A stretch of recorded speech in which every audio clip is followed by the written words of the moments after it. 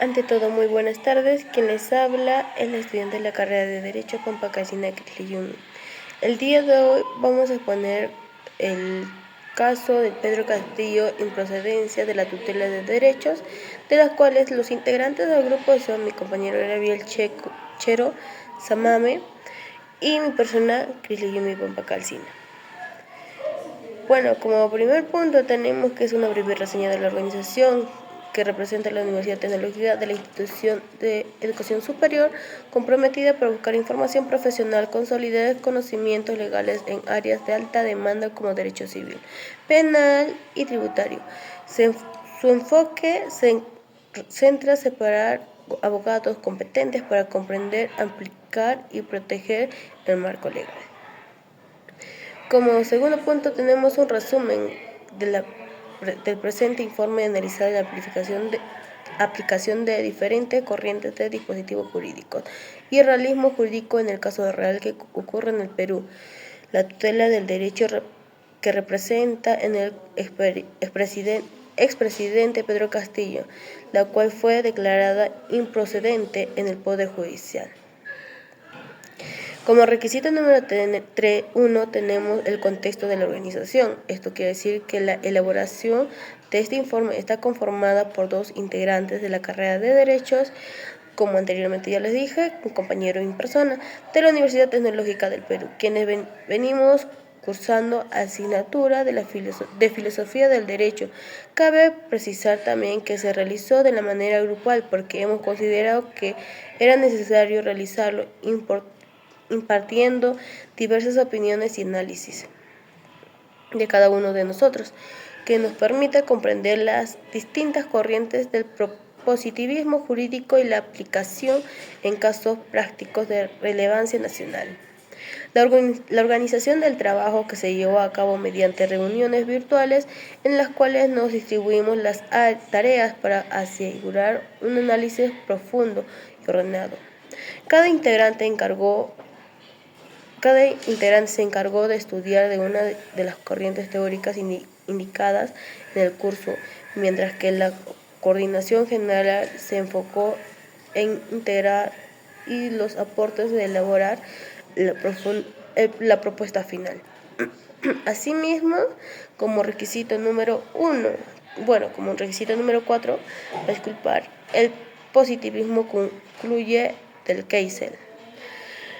Describe la teoría del derecho de Keisel, enfatizando su separación entre derecho y moral, la forma fundamental de la estructura jerárquica del ordenamiento jurídico.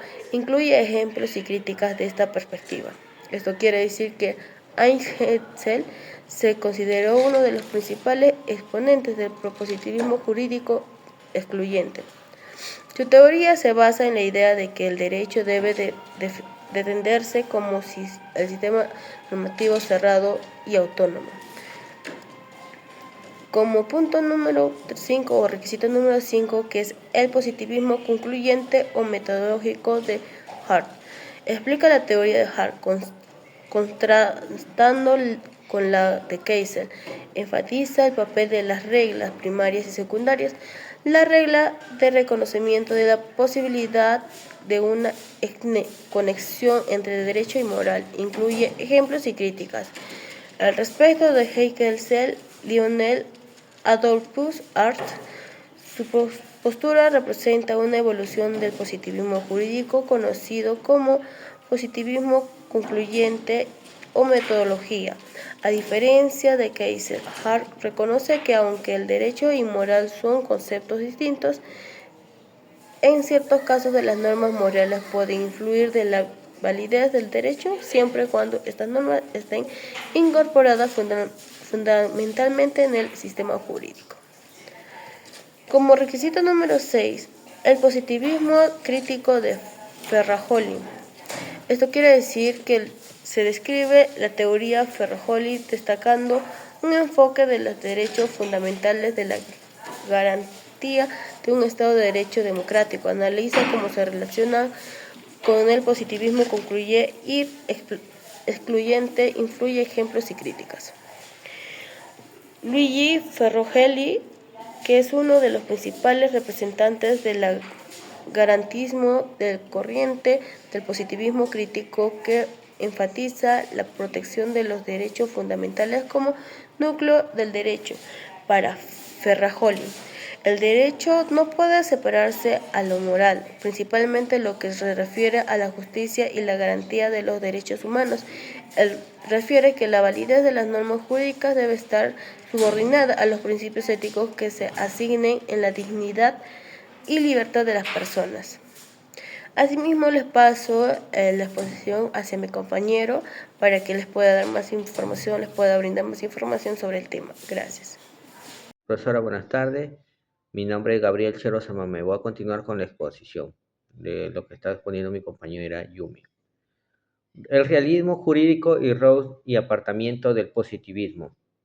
Explica en las perspectivas que realiza el derecho de Al Rawls, enfatizando su enfoque en decisiones judiciales y la predicción del comportamiento de los jueces, que analiza cómo la diferencia del positivismo y sus implicaciones incluyen ejemplos y críticas. Will Ross es un representante del realismo jurídico corriente de la crítica las limitaciones del positivismo tradicional, especialmente su rigidez y separación entre el derecho moral de Ross, el derecho que no es el sistema cerrado de normas, sino un fenómeno social que debe ser interpretado a partir de los hechos, valores concretos que incluye en la práctica judicial. En este sentido, para Ross, los jueces no solo aplican normas de manera mecánica, sino que también toman decisiones basadas en su conciencia moral y experiencia social y en las circunstancias del caso. Esta versión reconoce la discrecionalidad judicial y la importancia de factores extrajurídicos como la equidad y la justicia material, que permite una mejor interpretación de la aplicación del derecho. En el caso del expresidente Pedro Castillo, la teoría del realismo jurídico justificaría que el juez haya considerado elementos morales y políticos para decidir sobre la improcedencia de tutela, en el lugar de limitarse estrictamente en las normas procesales. Esto pone en evidencia el papel activo del juez como intérprete y garante de la justicia en un contexto donde las normas formales pueden ser insuficientes para resolver la complejidad del caso. Conclusiones y propuestas de solución sobre normas constitucionales vigentes a partir del caso. Las conclusiones que hemos llegado es a partir del análisis realizando sobre las diferentes corrientes del positivismo jurídico y el realismo jurídico en las relaciones con el caso del expresidente Pedro Castillo. Se concluye que la aplicación estricta y incluyente del derecho formal puede llevar a decisiones que vulneren derechos fundamentales, especialmente con el contexto político y sociales complejos.